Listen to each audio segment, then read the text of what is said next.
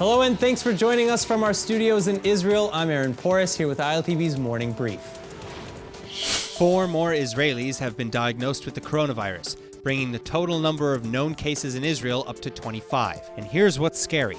All 4 of the new patients flew into Israel from different locations with different stopovers: Barcelona, Venice, Athens, Madrid, and Brussels. The Israeli Health Ministry has ordered anyone on flights with a known case of coronavirus to enter self-quarantine immediately. And as of now, the most severe cases of coronavirus in Israel are from a bus driver who chauffeured a group of Greek tourists around the country that were later discovered to be infected. The 38-year-old is unconscious but breathing in a northern Israeli hospital. Israeli Prime Minister Netanyahu is now also calling the outbreak of the coronavirus a global pandemic, and he says it's likely the worst in the century. Israel has already banned the entry of foreigners from several European and Asian countries, and now the country is mulling potential quarantine measures for Israelis and tourists traveling from the United States to Israel. On Saturday night, it was reported that passengers from New York, Washington State, and California will all be subject to self-quarantine for 14 days under new regulations by the Israeli Health Ministry. But the final decision will be made later today amidst disagreements between government officials. Now, an estimated 80 to 100,000 Israelis are currently in self-quarantine, and large holiday and sporting events have all been canceled. Locals have also been advised against all non-vital international travel. Lufthansa, Iberia, Wizz Air, and Alitalia have already canceled flights to Israel, and Air France is halting flights to the Holy Land as well until March 28th. Then, in the meantime, the Israeli Prime Minister Netanyahu has just advanced plans to have Israeli teenagers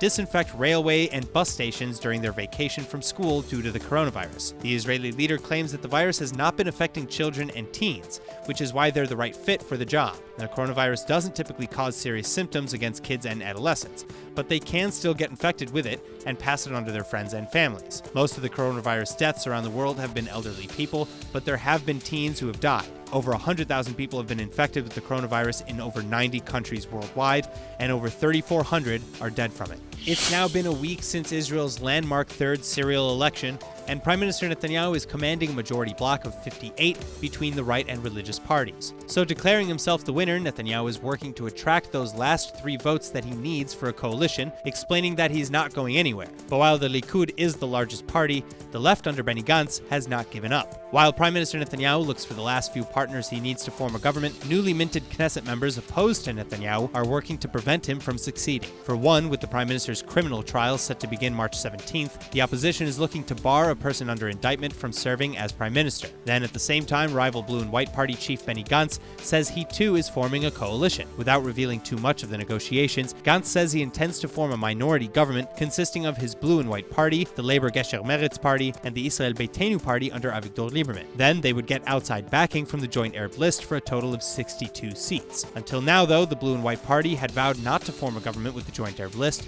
over vast differences in security policy, and so did Avigdor Lieberman. Gantz has already gone back on this promise, however, as the Joint List now has 15 seats, making it impossible to form a coalition without them. And Lieberman is saying he'll recommend Gantz over anger at Prime Minister Netanyahu. So the questions now are, will both the Arab List and Israel Beitenu come together behind Gantz? Will Netanyahu succeed in pulling together the last 3 votes he needs from the center and left-wing parties? And who will Rivlin choose first to try and prevent a 4th election?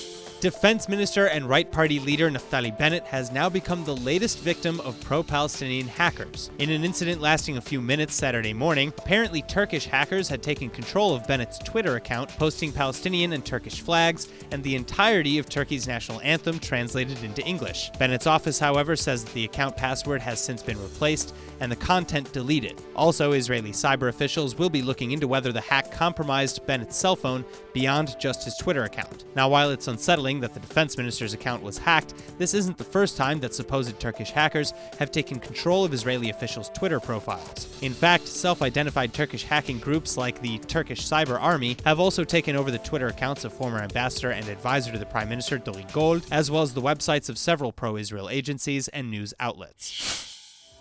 That's all for now, but for more news from Israel, remember to like ILTV on Facebook and on Instagram, and to subscribe to us on YouTube. I'm Aaron Porras, and see you later with our main daily broadcast from Israel at 2 p.m. Eastern Time.